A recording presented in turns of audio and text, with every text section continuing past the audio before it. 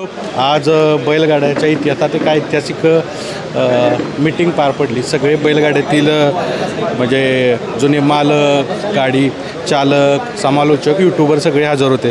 तर नक्की काय काय झालं मैदानात ते विचारूया. माझ्यासोबत आहेत गौतम भैया. काय झालं आज नक्की जी सभा झाली, सर्वसाधारण सभा वार्षिक, काय काय झालं, काय काय मुद्दा आला पुढे? नाही, आज जी वार्षिक सर्वसाधारण सभा जी इथं आयोजित केली होती की नियमावली आता कसं आहे, संघटना रजिस्टर झालेली आहे आणि आता इथून पुढं जे काय नियमावली घातली जाईल ही सगळ्यांना म्हणजे बंधनकारक राहील. कशा पद्धतीने नियमावली असेल हे जर सगळं वाचन आज इथं केलं गेलं किंवा काय त्यात दुरुस्त्या करायच्या असतील, काय लोकांच्या ज्या बैलगाडी मालकांच्या किंवा चालकांच्या किंवा बाकी इतर म्हणजे यूट्यूब चॅनलवाले असतील किंवा समालोचक असतील यांच्या ज्या काय सूचना आल्या त्यानुसार दुरुस्त्या केल्या किंवा झेंडा पंचांच्या काय सूचना होत्या त्याला आपण दुरुस्त्या करून त्या पद्धतीने आता नियमावली आपण तयार केली आणि ती नियमावली आता सगळ्यांसाठी कायम बंधनकारक राहील. म्हणजे जे कोणी आयोजन करतात ह्याचं शर्यतीचं त्यांनाही बंधनकारक राहील आणि सर्व म्हणजे बैलगाडी मालक चालक सगळ्यांसाठी बंधनकारक राहील अशा पद्धतीची नियमावली आपण आता बनवलेली आहे. बरं, ही सभा होताना ठळक मुद्दे कुठले आले, काय काय सांगाल, कुठले ठळक मुद्दे आलेत? पहिला सांगा. सगळ्यात महत्त्वाचं 1% प्रवेश फीचा मुद्दा. 1% प्रवेश फी असताना जर 1 लाख रुपयाला 1000 प्रवेश फी घेतल्यानंतर शेवटचं बक्षीस हे 10,000 असावं, अशा स्वरूपाची बक्षिसाची रक्कम पाहिजे. प्रत्येक बक्षिसातली तफावत साधारणतः 20 ते 25% पाहिजे. त्याचबरोबर एक बैल एकदाच पळाला पाहिजे, डबल बैल पळू दिला जाणार नाही. नियमात आपण वेळेचं बंधन घालून दिलं आहे. प्रत्येक गाडी एक गट सुटल्यानंतर दुसऱ्या गटाला 10 मिनिटाचा टाईम दिला जाईल. बजर वाजल्यानंतर कोणती गाडी आत घेतली जाणार नाही. समालोचक, ड्रायव्हर आणि यूट्यूबर ह्यांचे सगळ्यांचे कमिटीचे पदवाटप हे अखिल भारतीय बैलगाडी संघटनेतर्फे होतील. समालोचक आणि आमच्या अखिल भारतीय बैलगाडी संघटनेचा पर्यवेक्षक ह्या दोघांच्याकडं थर्ड अंपायरची जबाबदारी असेल. ज्या ठिकाणी अनाधिकृत मैदाने होतील किंवा जी कमिटी जे शासनाने नियम घातलेले आहेत, बॅरिकेड असेल, ॲम्ब्युलन्स असेल, पाण्याचा टँकर असेल किंवा चार्ज व्यवस्था असेल, ही करणार नाही त्यांच्यावर आम्ही गुन्हे दाखल करणार. जे ड्रायव्हर सेफ्टीचा चावा घेतील त्याच्यावर पहिल्या वेळी गुन्हा आणि 5,000 रुपये दंड, दुसऱ्या वेळी परत तीच जर चूक त्यानं केली तर त्याच्यावर 1 महिन्याची बंदी आणि कठोर कारवाईचा गुन्हा दाखल केला जाईल. त्याचबरोबर एकाच बैल मालकाच्या गाडीवर डबल ड्रायव्हरनं बैलाचं शेपूट चावलं तर त्या बैल मालकावर सुद्धा गुन्हा दाखल केला जाईल. तशाच पद्धतीनं लॉबी टचचा निकाल हा जर बैलाचा पाय किंवा छकड्याचं चाक तासाच्या पलीकडे गेलं तर ती गाडी लॉबी धरली जाईल. बैल किंवा छकडा जर तासातून पळाला तर ती गाडी लॉबी दिली जाणार नाही.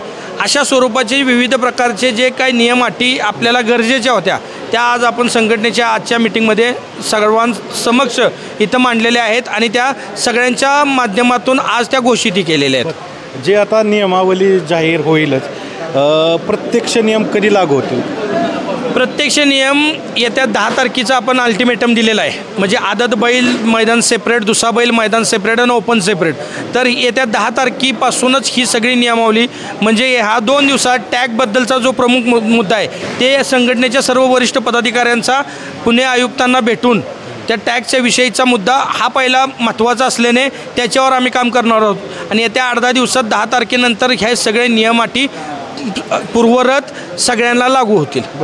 एक सामान्य बैलगाडी मालक म्हणून ही पूर्ण सगळी मीटिंग झाली, काय तुम्हाला काय जाणवलं?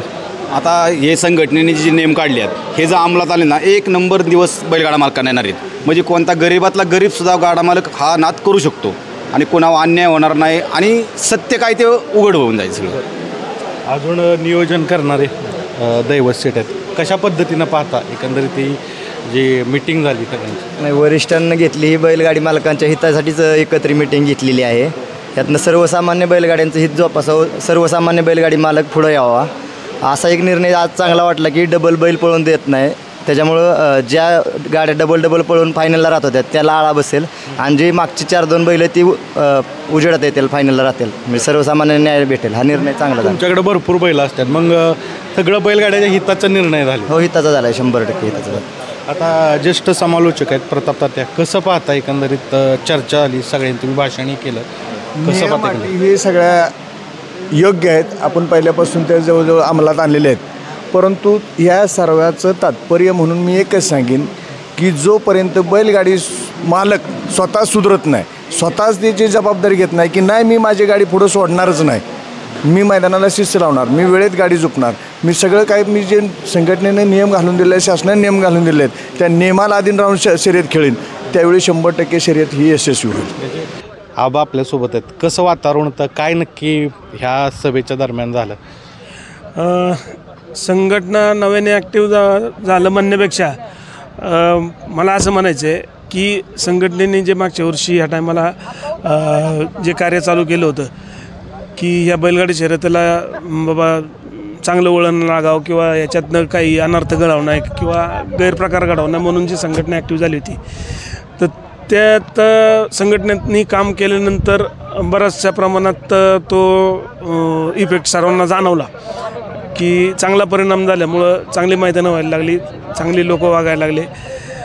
आणि दरम्यानच्या काळामध्ये काही लोकांना असं वाटायला लागलं की संघटना आपल्यावरती त्यांचे निर्णय लादते किंवा काही लोक तर अशी म्हणायला लागले की बाबा संघटना काय मालक झाली का, बैलगाडा मालक अशी म्हणायला लागली. काही लोक आयोजक असे म्हणायला लागले की बा आम्ही आमच्या पैशाने आयोजन करतो मैदानाचं, ह्यांचा काय संबंध आला.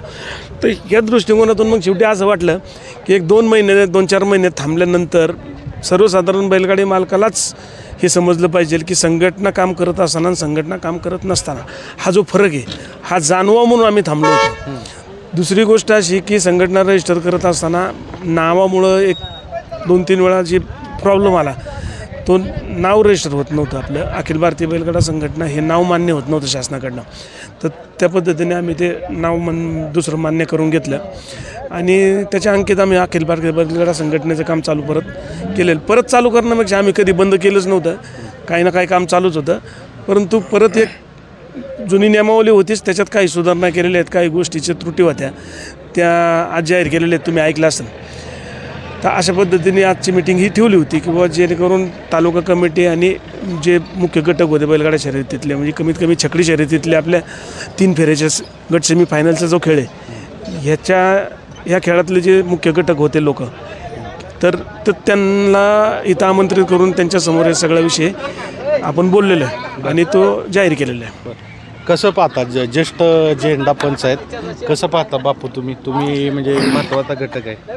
आजची मिटिंग ही झाली मला एकदम 1 नंबर वाटली. म्हणजे सगळ्या नियमावली सगळ्यांनी नियमावली पाळावी आणि ही नियमावली सगळ्याला कडक झाली तर ही शिस्त सगळ्या मैदानाला लागेल. म्हणजे पूर्वी पैसे परंपरा जुनी माणसं मैदानी ही करायची तशी शिस्त लागेल. हो, नक्की बैलगाडी क्षेत्र बदलेल तुमच्या. तुम्ही काय सांगाल एक बैलगाडी मालक म्हणून?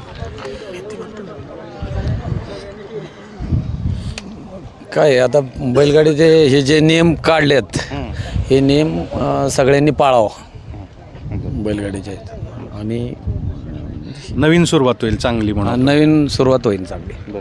मित्रांनो, अशा पद्धतीनं नवीन सुरुवात होईल आणि ह्याला पाठबळ सर्व बैलगाडी मालक चालक अगदी प्रेक्षकांचं सुद्धा हवं आहे. धन्यवाद.